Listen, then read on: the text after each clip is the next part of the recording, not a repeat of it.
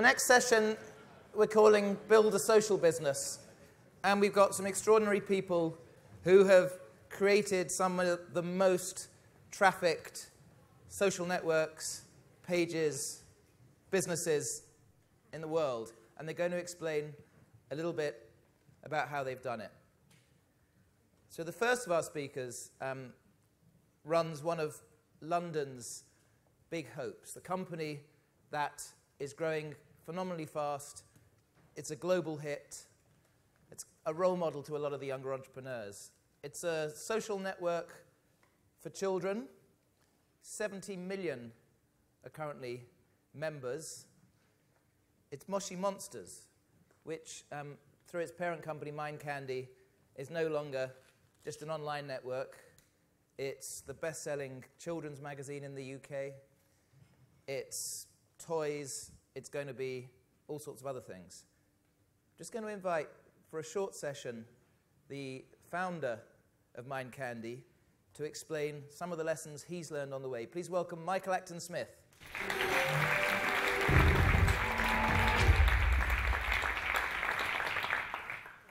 Hello, everybody. You know, last time I was on this stage being interviewed by David, he made me down a really large shot of tequila in mid-interview, and it led to quite an interesting chat, a very honest chat. So it's post-lunchtime, so hopefully we're not going to do that today. I've only got 5 minutes, and it's going to be tough to cram in the whole 5-year adventure we've been on with Moshi Monsters, and I was racking my brains about how best to convey this story. And then I had a brainwave. I thought, why don't I sing one of the songs on the new Moshi Monsters album? Don't laugh. Honestly, it's a great album. It debuted at number 4 on the charts. It even beat Madonna, which we were very, very proud about. But then I remembered I can't sing. And so you're going to be spared that. I'm just going to tell you in the next 200 seconds or so what we've been up to over the last few years with Moshi Monsters. So before I dive in, quick question. Has anyone adopted a Moshi Monster? Oh, good. A few hands going up. So it's actually for 7 to 11-year-olds. But sir, you're very welcome. We won't tell anyone. No, everyone is welcome on Moshi Monsters. So, you know, when I was a kid, my dream was to be a game designer. I've always loved games. And so in 2004, I got the chance to set up a new company called Mind Candy. And we created this game called Perplex City. And it was a global treasure hunt. And I buried it with my own bare hands, a treasure with a £100,000 reward. And then we released clues across different media. So we had these trading cards, text messages, websites. We had live events with actors. We even got some helicopters involved. And creatively, this was one of the most extraordinary things I've ever been involved in. Commercially, it was a disaster. It was just too complex. And we failed in a long, slow, painful way, which is not a good way to fail.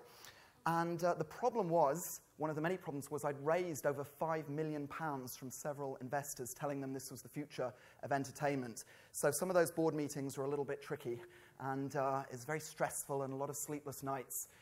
But we still had a tiny bit of cash left in the bank, and we had just about enough money for one final roll of the dice, one almighty final pivot. And I'd seen how kids loved technology, how comfortable they were with the web.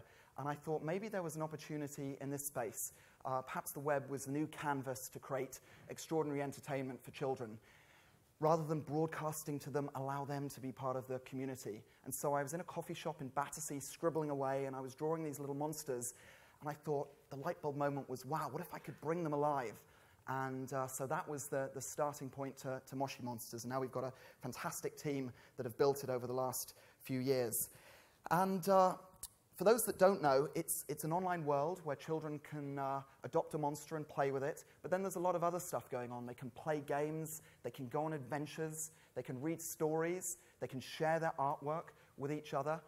And one of the areas of the world we're most proud of is something called the Puzzle Palace. And this is where children go with their monster to do different types of puzzles.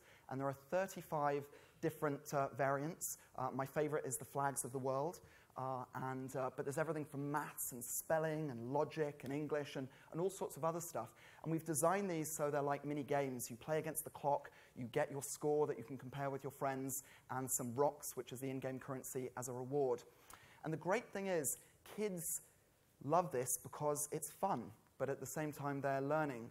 And we call it stealth education, and we think it's very, very powerful. And if I had more time, I could go on about that for ages and ages.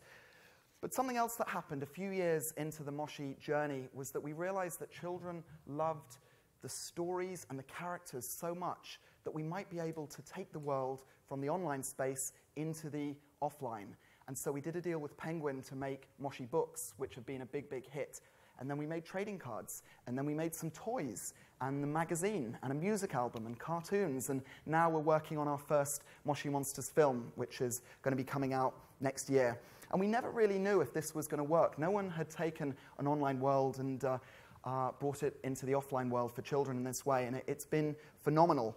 We've been making up as we go along, but last year we sold well over $100 million worth of Moshi Monsters products, and it's going to be a lot more this year.